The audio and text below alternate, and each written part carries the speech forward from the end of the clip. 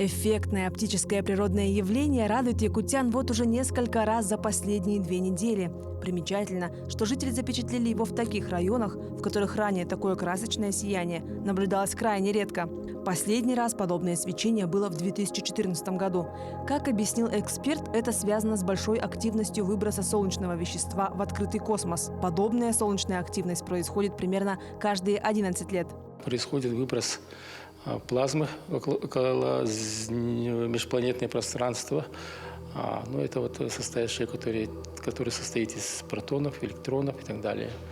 И вот они попадают на магнитное поле Земли, вызывают его сжатие и магнитную бурю, которые ведь именно вот эти частицы, в свою очередь, попадая в магнитное поле Земли, при взаимодействии с частицами атмосферы вызывает их свечение в виде полярных сияний.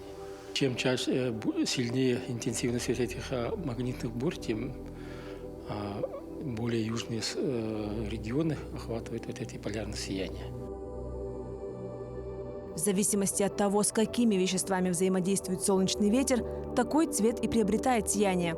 Например, кислород светится красным и зеленым, азот – синим и фиолетовым. Сияние образуется чаще всего на высоте около 100–150 километров. Завораживающее природное явление мечтают увидеть многие туристы и фотографы.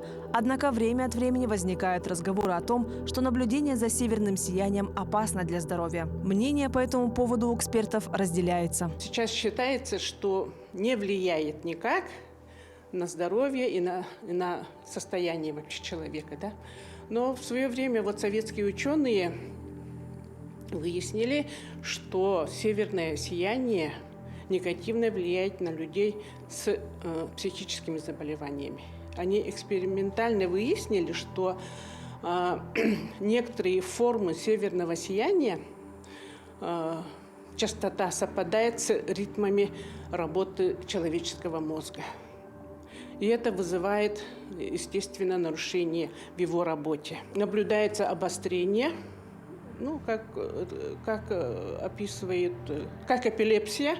И у некоторых испытуемых возникали головные боли. И во время магнитных бурь, это уже доказано, смертность от инсульта повышается на 19%. Для людей, чувствительных на магнитные бури, эксперты советуют контролировать артериальное давление, пить больше воды и оградить себя от стрессовых ситуаций.